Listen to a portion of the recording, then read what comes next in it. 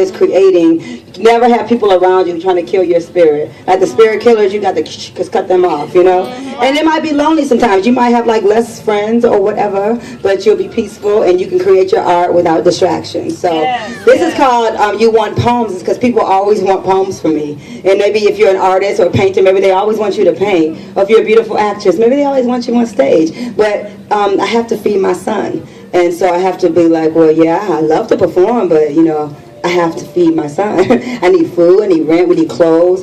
And also with men and people that I date, so whoever you date, men or women or whatever, you know, people always asking to give you things and not giving you anything back in return. And so this is called You Want Poems, and it's kind of my frustration with that. When you are a woman, when you are brown, when you are brave, when you walk over glass like water, when you know your eyes are borrowed like time, when you peel off your skin for the very first time. Fear is never installed in the Mecca of the blue. Fear never lives in the gut of the new. You want poems, and I want to build my home. You want poems, and I just want love in my hands. You want poems, and I'm not interested in fans. You love me inside my magic, and I just want you to see you already had it. It's the telling when someone asks. It's the way he holds the glass, licks the surface, examines without touching. It's the way our energy takes over rooms. It is a subtle conversation. It's the freedom of emancipated language. It's the words scribbled inside our skin. It's the curve of the line, the beauty of the lie. Stories passed down through generations of pain and pride. Ocean and tide. Water remembers. Water returns. African mermaids blending with dark sand. It's the danger of the dance, the upright heart of the bass. The dice roll drum experiment, the symbol tease, the last laugh, the addiction to this moment. Where else do I put it? Don't know where to put it. Place it, bury it, deep in my chest, back of my throat. Where should I hide it? On this stage? Should I give it to you? Here's my honesty, my work undressed. Legs stretched across piano, traded like cattle, raped like animal, left for dead, sucked dry for inspiration, and love with the idea of living long enough to simply write about it, push it out my body and watch my son slowly grow into it. You said you want a poem. Now what you gonna do with it? Huh?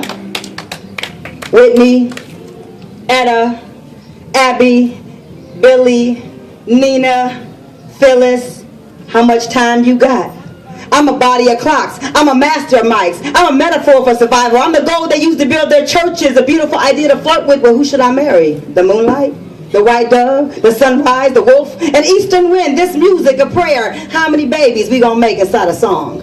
Which revolution, which nation shall we rule? The island of the spirit world, the beauty of the believers, the carpenters, the men who build the dream and place you on the front line of their planet. One day, the stars will line up between breath and ink and voice, between reality and choice.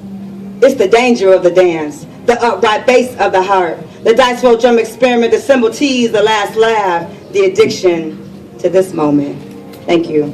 That's why you want That's on iTunes right now, featuring Jose James, who's an incredible vocalist, who's on Blue Note Records, and Roy Ayers, my baba, Roy Ayers. I know Roy, everybody love the sunshine, right? It's playing vibes on the record, so that is like killer. Thank you. And it's on iTunes. It's called You Want Poems, and please buy it and support it. Is Ryan around and ready?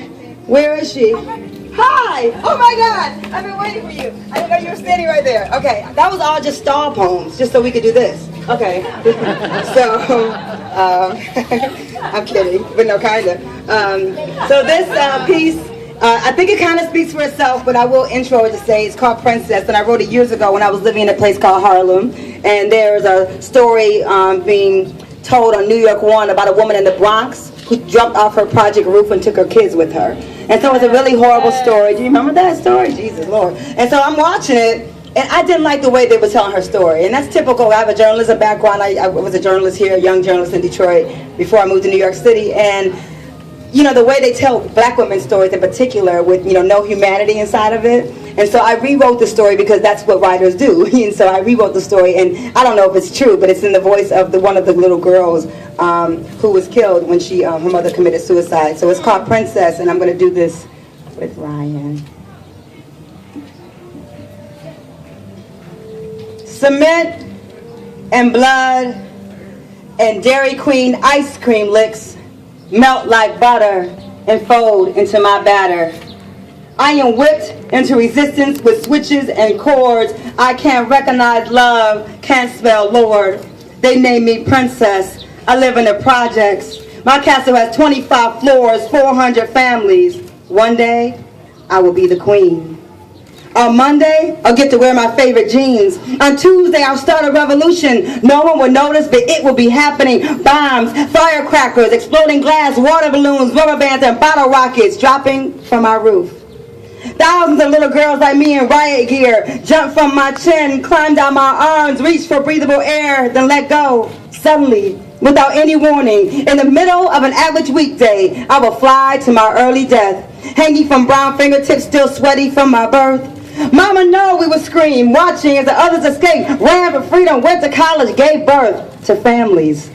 I would become a child martyr, a product of welfare cycles and poison, great flavored water with round, thin foil tops. I grab my sister's small hands and we fly like mystery angels 25 floors before hitting the ground. And we are beautiful night owls. And Mama won't have to watch us starve no more. We have won the war on drugs, become destiny daughters, dance with clouds, drink from the retrograde of Mercury. We gonna be black stars, Mama. We gonna be on TV. An appalling scene here in Harlem, a black woman apparently jumps to her death with her 3 small children in her arms. News at 11. I remember how surprised they seemed. Guess it caught them off guard. Us deciding our own fate. They didn't get a chance to finish their crack baby experiment. Their faces are red. They're angry. They didn't get to push us or pick which tree this time. How could a mother of 3 kill her own children? How could a mother of 3 kill her own children when she could have left them with a system that doesn't provide adequate health care or equal access to education? Why do you think they love Oprah but hated Beloved? Black folks ain't allowed to be magic. They look taken back, Ma, because you took us back from them. Your womb became an underground railroad. We died like royalty, wearing wings shaped by old wire coat hangers. You named me princess. I live in America. My castle has 25 floors, 400 families, and one day I will be the queen. Wow. Wow.